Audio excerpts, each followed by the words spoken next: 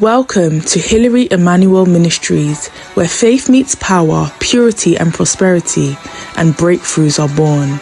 At Diadem, we equip you with bold prayers, life-transforming teachings, and spiritual strategies to overcome every challenge life throws your way. Join us as we dive into God's Word, experience His presence like never before, and walk in His purpose for our lives.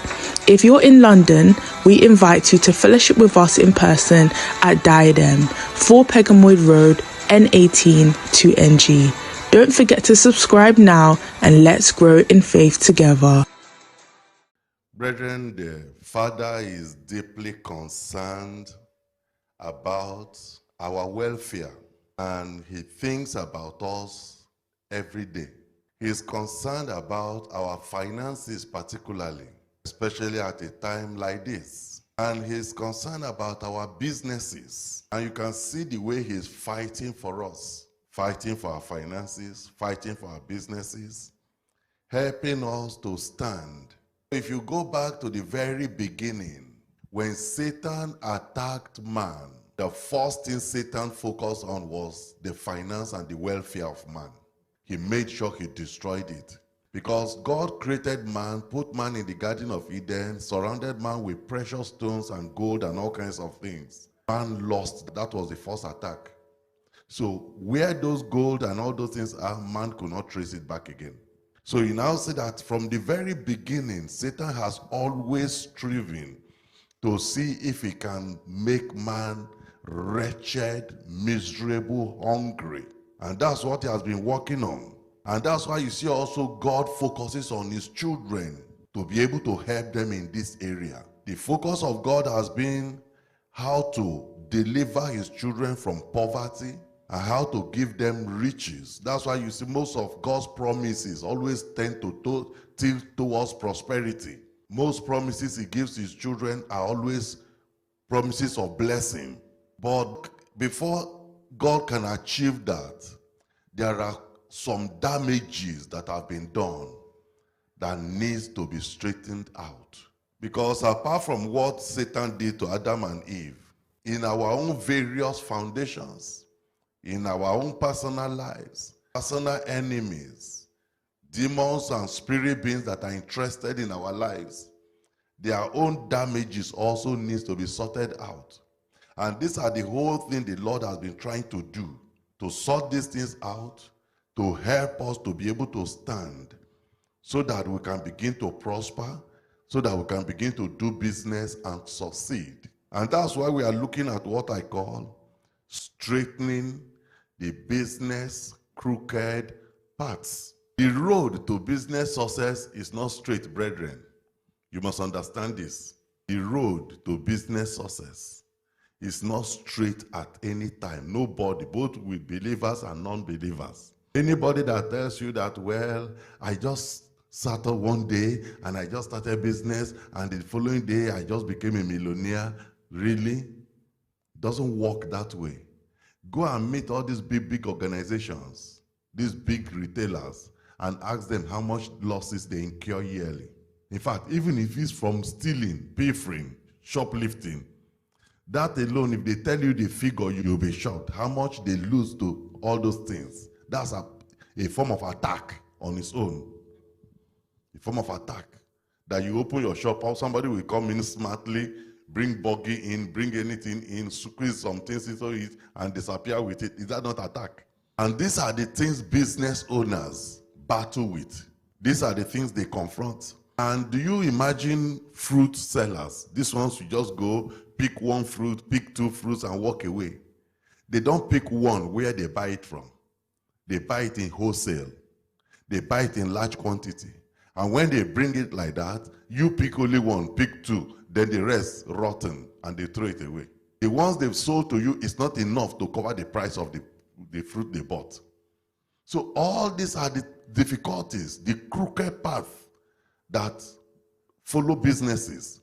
And if you don't understand this, and if you don't know how to mitigate them, that's why you see people can't do business. So you see people get out of business quickly, both big ones and small ones. So what are we talking about? There are a lot of crooked paths maths. Businesses are not, if it's that straightforward, nobody will work. Everybody will go and start a business, become millionaire the following day.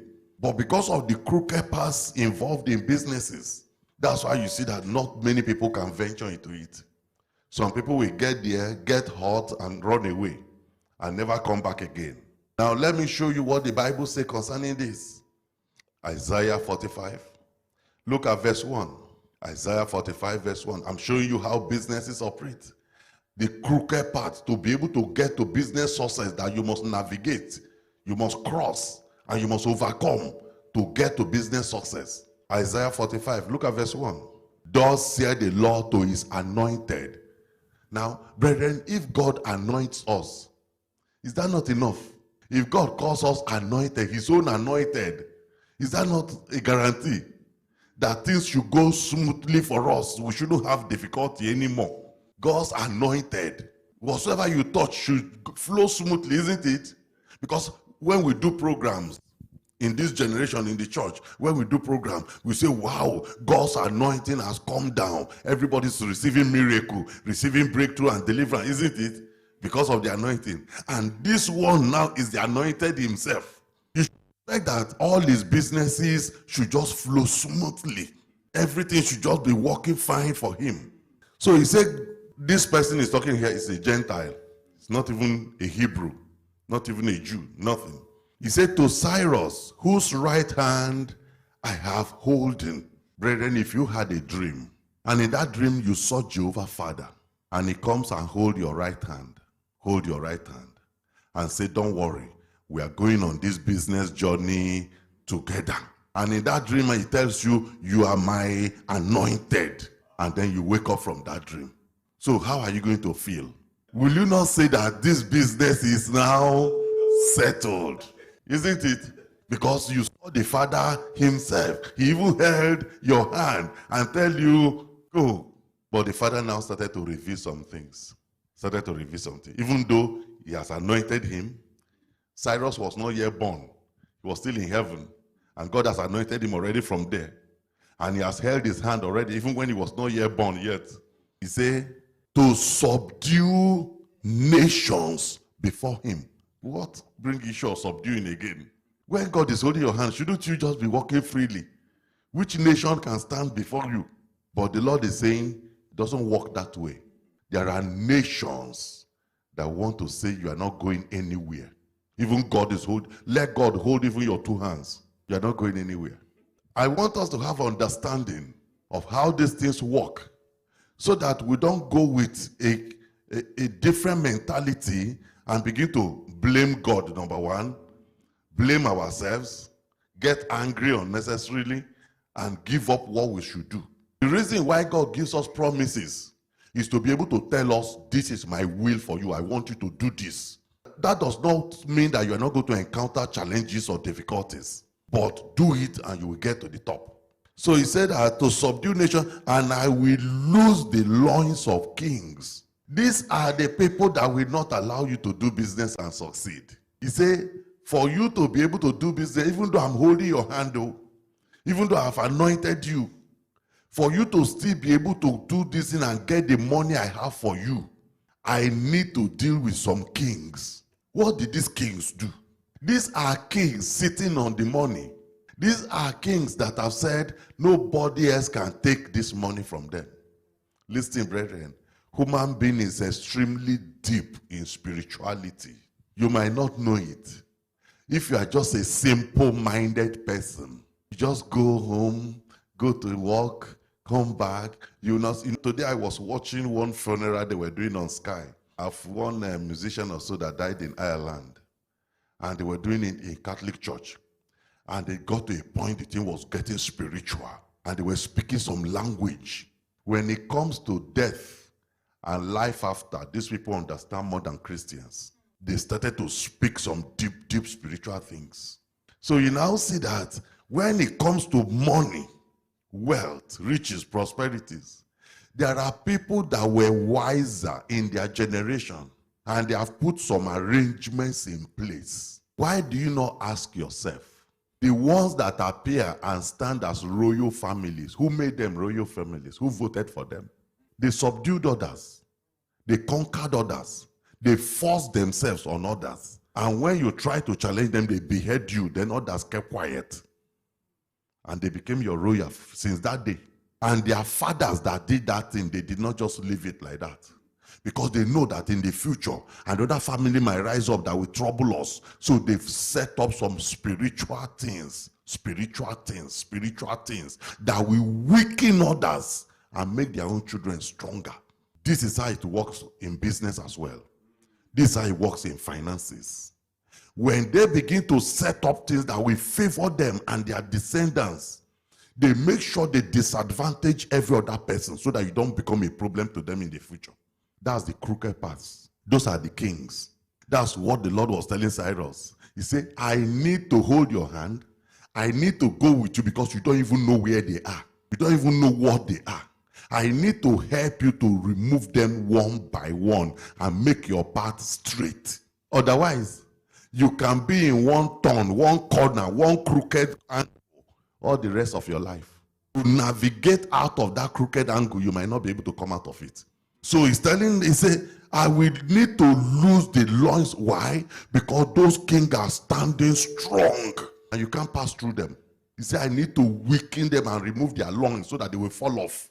To open before him the two-leaved gates. Do you see three things now? He has to deal with nations, remove the loins of kings. Now, gates. Gates. And he said these gates has two leaves. The issue is that Cyrus could just rush into business and say, hey, I had some people made some business last year and they made some money. Let me go inside also. And he will go and then put his head there, not knowing that there are two-leaved gates. And except you overcome those gates or the gates open for you, you can never enter to collect anything. You can't. The Lord said, I'm holding your hand for a purpose, to open the two-leaved gates, and the gate shall not be shut. He said because the gate has a mechanism. The gates operate under command. When to open and when to close. He said, but I will make sure because of you, I will open the gate permanently. Those are the crooked paths that must be made straight. Verse 2. I will go before thee and make the crooked places straight. This one is too complicated for man to understand. Because which kind of business is Cyrus going to do? That to even get to the business where you do it and get to the money there is full of crooked places, crooked paths for you to get there. He said, except I go ahead of you. So, brethren, do you see that prosperity is spiritual? For you to get wealth out of this life, something must shift in the spirit realm. Some things must give room in the spirit realm. Some gates must open. Some crooked path must shift and be straightened somehow. Otherwise, you just see the person will be struggling. Not that you are not doing the right thing, you are doing the perfect thing. You are doing what you are supposed to do. Every other person that does it succeeds. But because it's a crooked path, nobody can walk on it in the physical realm. It doesn't work. Why do you think people go into spirituality for businesses? Why do you think they join cults and pay heavy sacrifices for business success? It's because of the crooked path, so that they can open the gate for them. It's so that they can straighten the crooked path for them to pass through. So this is what the Lord wants to do for us today. It has not ended though. Look at what the Lord said. He said, and I will break in pieces the gate. It's different from that two-leaved gates. So if you pass the first gate, you meet the crooked path, and then you come and jam now the gates of brass. The gate of brass. That one is separate on its own. And caught in sun, when you navigate your way out of the gate of brass, then you now meet the bars of iron. Do you now understand why they will tell you that only 1% of the whole earth succeed, make it, are rich? 1% of 8 billion. And that 1%, the way they calculated it, is people receiving at around 20 to 25,000 per month. That's among the 1%. If you are getting up to 20, 25,000 pounds per month, you belong to the 1%. So do you now see what it takes? It's because of these crooked paths. to get to navigate it and cross it and get to the place you get the wealth. Look at what the Lord said further. Verse 3.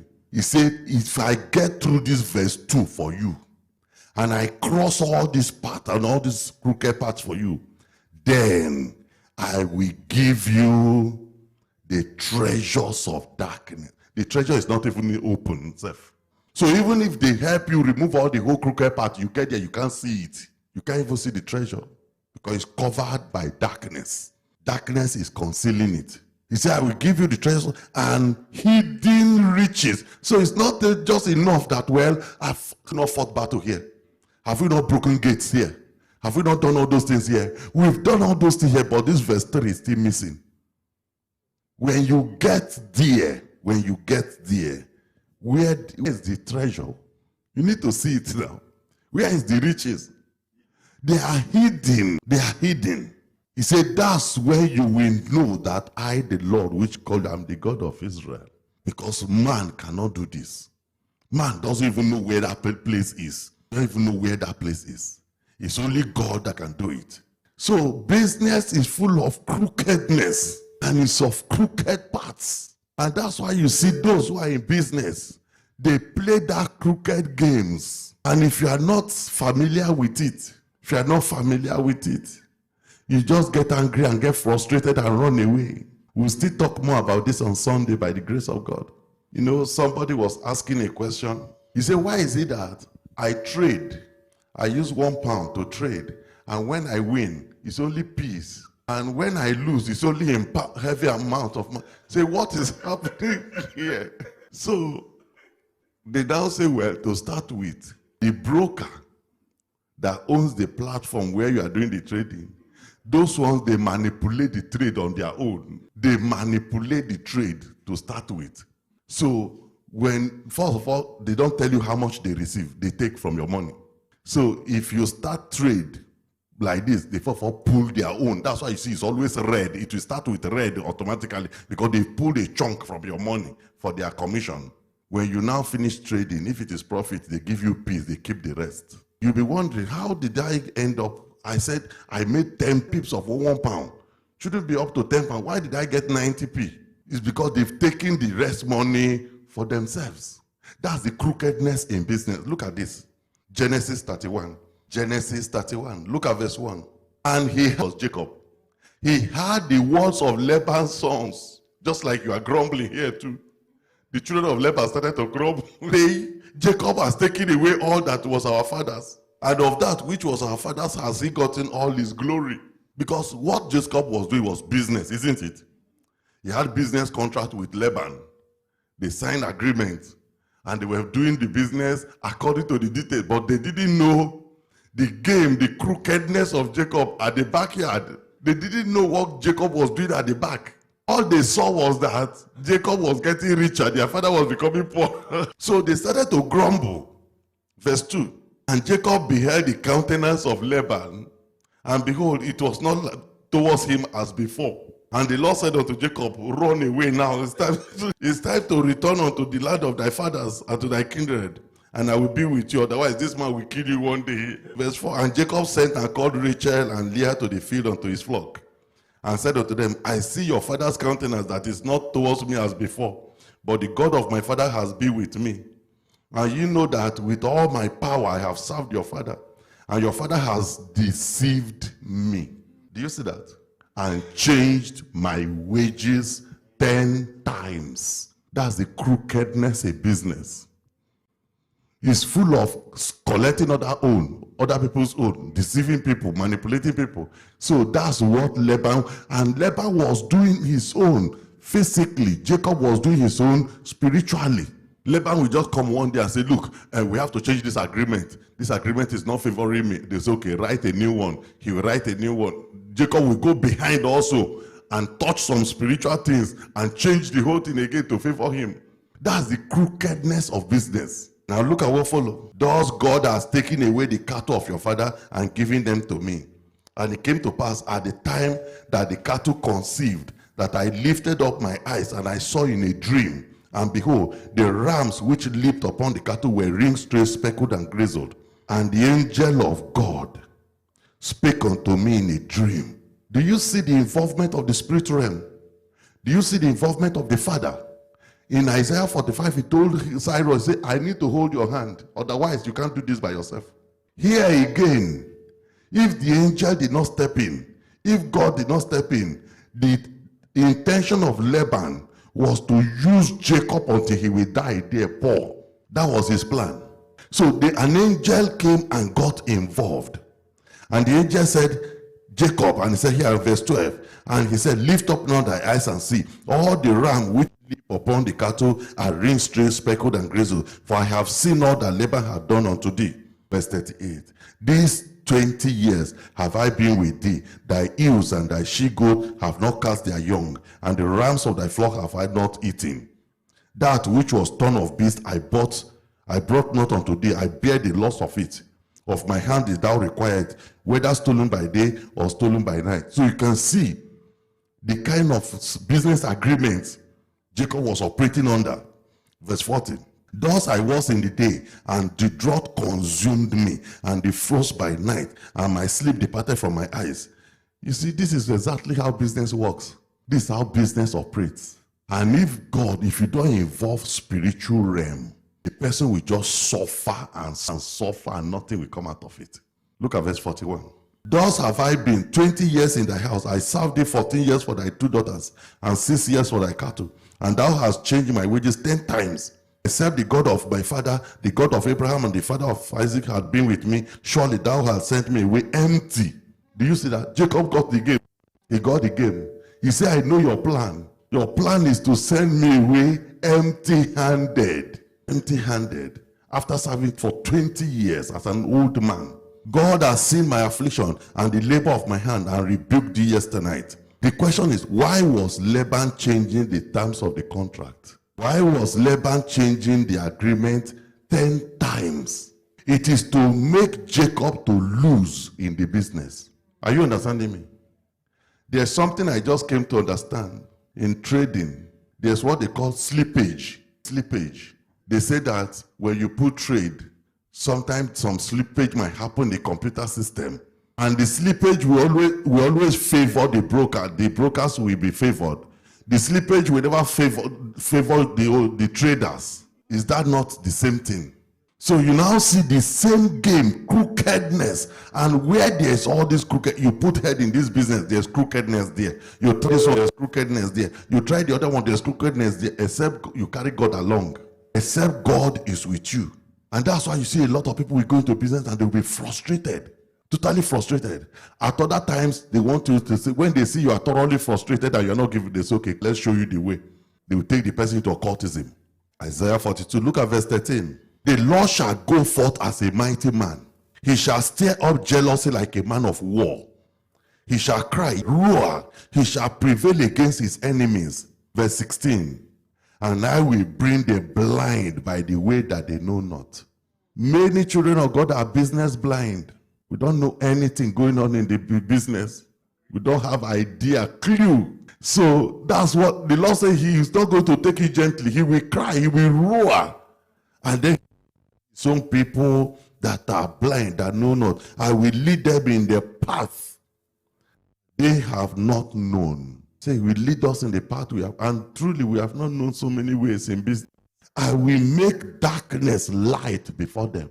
The same promise he gave to Cyrus, he's giving now to his own children. He said, except I help you from the spirit realm and move some things and smoothen some things and straighten some things, he said, you are not going to make it. I will make darkness light before them and crooked things straight. The same message of Cyrus.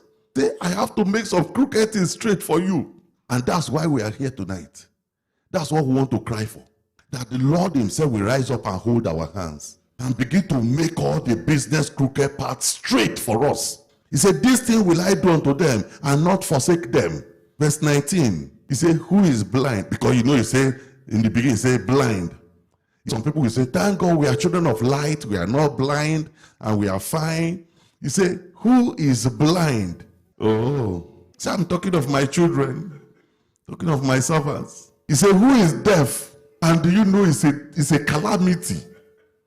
to be deaf and dumb and blind and go into business. You don't understand the language of the business. You don't see the business. You have no clue. He said, who is deaf? Who is blind? He says, my people. He said, my messengers that I sent. Who is blind as that is perfect and blind as the Lord's servant? Verse 20. He said, seeing many things, but they don't observe anything. Opening the ear, but not hearing anything. The Lord is well pleased for his righteous sake. He will magnify the law and make it honorable. But this is a people. Are you still following me? Oh, you are sleeping small. Okay, no problem. No problem. If you sleep, let's get pillow. Let's sleep. When we wake up, you say, my people are what? He said, there are people robbed and spoiled. Where did they rob them and spoil them? In business. In business. They robbed the people of God. They spoiled, they plundered them. They are all of them snared in. When Isaiah prophesied this in thousands of years ago, nobody will have ever applied to us in this generation. But see how the scripture is life. That's how business does. When they have plundered somebody, where you jump in anyhow, and they plunder the person and rob the person, they drive the person back into the hole, and they are hid in prison houses. They are for prey, and none delivereth. For his spoil, none said, restore. Nobody is saying, restore what you have taken from them. They are people of God. They are never. It's gone. And these things, Isaiah was prophesying it. Who knows, maybe people of God will understand or not. Because you say they are seeing, but they can't see. They are hearing, but they can't hear. Isaiah chapter 40. Look at verse 1. For in the place we read earlier, how they are robbed and spoiled. Now, look at what he now said in verse 1. He said, comfort ye, my people. So enter the comforting stage. Say, comfort my people. Why? Because they've robbed them and driven them inside a hole. Comfort them, comfort my people. Say to your gods, speak ye comfortably, Jerusalem, and cry unto her that her warfare is accomplished, that her iniquity is pardoned, for she has received of the Lord hands double for all her sins. Verse 3. The voice of him that cried in the wilderness. And what was the voice crying? Prepare ye the way of the Lord. Make straight in the desert a highway for our God. So these things, if you don't cry, if you don't pray, if you don't deal with these crooked paths, crooked structures, because they were deliberately set up like that. Crooked structures. And sometimes you might even want to look back and see far back into the foundation and see a pattern that everybody that has tried to do business in that foundation, they never made it. Maybe the ones that made it died early. So these are different things that should begin to give you concern. Verse 4. He said, now, because this is how he's going to make the crooked path straight. He said, 1, every valley shall be exalted. He has to fill up all the valley. Because remember the hole. He says, some valley you enter it, to come out of it will be impossible.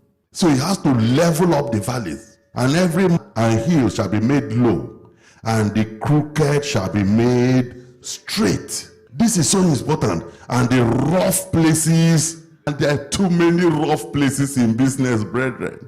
Too many rough places. I will tell you more about it on Sunday.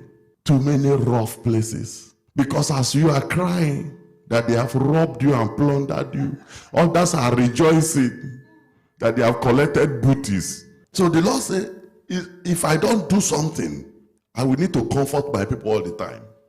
Because this problem will never finish. So all the rough places have to be made plain. Verse 5. And the glory of the Lord shall be revealed. And all flesh shall see it together. For the mouth of the Lord has spoken it. So you can see, and Isaiah intensively prophesied about these things. Look at Isaiah 59. Look at verse 8. He said, the way of peace they know not. And there is no judgment in their goings. They have made them. That's the business world, though. That's the business world. Nobody knows peace. And they don't want peace. Look at what he now said. Verse 9, therefore is judgment far from us, neither does justice overtake us. We wait for light, but behold, obscurity. For brightness, but we walk in darkness. We grope for the wall like the blind, and we grope as if we had no eyes. We stumble at noonday as in the night. We are in desolate places as dead men. Verse 11, we roar all like bears and mourn sore like doves. We look for judgment, but there is none. For salvation, but is far from. For our transgressions are multiplied before thee, and our sins testify against us. For our transgressions are with us, and as for our iniquity, we know them. Verse 13, in transgressing and lying against the Lord, and departing away from our God, speaking oppression and revolt, conceiving and uttering from the heart words of falsehood. This is all what characterizes the business world. Falsehood, lying. Lamentation chapter 3. Look at verse 5. Lamentation verse 5. He had builded against me, and compassed me with gall and travail, set me in dark places, as they that be dead of old. He had hedged me about, that I cannot get out. He had made my chain heavy. These are the experiences. Also, when I cry and shout, he shotteth out my prayer. He has enclosed my ways with hailstone. He has made my paths crooked. We don't know what this implication of making path crooked means. We don't know what it means. But for you to just have a little idea, it's just like when you set out to go to work, you are driving, and then you get to the road is blocked. Do you see that first of all, it will disorganize all your whole day? All your arrangement of travel and everything will be disorganized. You begin to look for alternative road. Before you will navigate alternative road to get to where you might go late. That's exactly what happened in the spirit realm. It leads to blockages, frustration, delays, and sometimes failure. Verse 11, he has turned aside my ways and pulled me in pieces. He has made me desolate. He has bent his bow and set me as a mark for the arrow. He had caused the arrow of his quiver to enter into my reins. I was a derision to all my people, and their song all the day. He had filled me with bitterness. He has made me drunken with wormwood. He has also broken my teeth with gravel stones. He has covered me with ashes, and thou hast removed my soul far off from peace. I forget what? Because it was where he was looking for prosperity that he encountered all these things. He said, I just want to recover my teeth. Let me remove the gravel they put in my mouth to be chewing. Let me get rid of the gravel first and just recover my teeth. Is it not prosperity? I leave it for you. I forget the prosperity. All these experiences, on your own, brethren, go and take time to read this scripture. It's all because he was looking for prosperity. And look at what he has said here. Maybe we read it again. Before he started from verse 9. He has enclosed, he said he blocked my way, enclosed my way, he blocked all my ways, blockages. With hailstone, not that he went and looked for him, he used it to block the road. And has made my path crooked, so it's impossible to move forward. He has turned aside my ways. The road that you just need to travel easily, smoothly, buy and sell, demand and supply. Is that not what they taught us those days? Where there's demand, there's supply.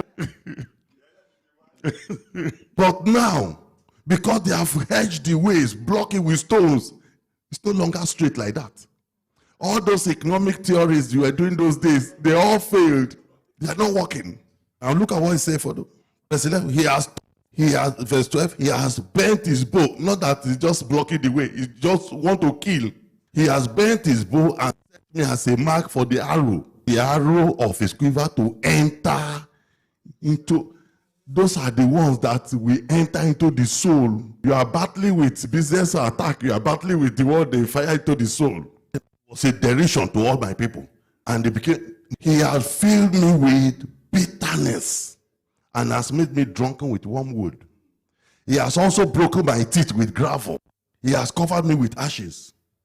Thou hast removed my soul far from peace. So when all these things happen to any person because you do business and succeed, say, give up. Let prosperity go. Let me have my peace. And I said, verse 18, My strength and my hope is perished from the Lord. All those hope that God promised me, I saw this in the dream, I saw this in the vision. He said, all those ones, they are gone. Do you see why God has to intervene? Do you see why we have to get God to come in? To make the crooked parts of businesses straight for us. To help us to navigate it and bring us to the place where we will see the riches. And not only that, to even open our eyes to see it when we get there, and to help us to collect them.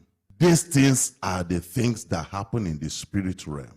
They are the things that happen in the spirit realm. Last time we were dealing with this. One thing the Father complained about is inconsistency. When he gives us that revelation, we'll just pray the prayer for 1 week or 2 weeks, and that's there. We abandon, we jump into another thing. We are not consistent continually. As a result of that, the enemy will just endure our bullet for some times and go back to what they were doing. So when he showed us those shops that they set up here, trading on all the blessings we pray down, exchanging all the money, using all the money we pray down, the bank of heaven that opened for us, using it for forex. So we didn't pursue that into the conclusion. We didn't fight it to the end until we begin to see physical results. We just prayed those few prayers and left. And that was when their beds intensified. And they kept coming more and more, more and more. And the people that were all doing all those things, they now, it's in the front of this place, they will put food for the beds. They will come and pour the grain right in the front of our church here. So, and what do we do? Just like this one, lamentation. He say, I just forget prosperity. But we are not going to forget. We are not going to forget. We have a God that will fight for us. We have a God that will hold our hands. We have a God that will make all the crooked paths straight. We have a God that will loose the loins of kings. We have a God that will help us to open the gates and the bars of iron and the whole gates of brass and all of them. He will open them for us. And he will bring us to the place of prosperity. And he will give us riches. And we shall hold it in our hands. And we shall be a testimony. Let's begin to talk to the Lord. Let's begin to talk to the Lord. And begin to tell the Lord, my Father and my God, arise and fight for me today. Father, I beg you, Lord, fight for me, Lord. Thank you for watching. If this message blessed you, don't forget to like, share and subscribe to join our growing community of faith. You've just listened to the sermon, but there are powerful prayers that follow. Due to social media rules and guidelines, the prayers have been removed from this video. However, you can access the full prayers and more life-changing resources by visiting www.pastorhillary.org or downloading our app Diadem Media. If you're in the London area, we'd love to have you fellowship with us in person at 4 Pegamoid Road, N18 2NG. If you have any questions about this message, want counseling from Pastor Hillary, or wish to share your testimonies following the prayers, please leave a comment below and someone from our team will get in touch. Until next time, may God bless you abundantly and guide you in all your ways. Stay victorious.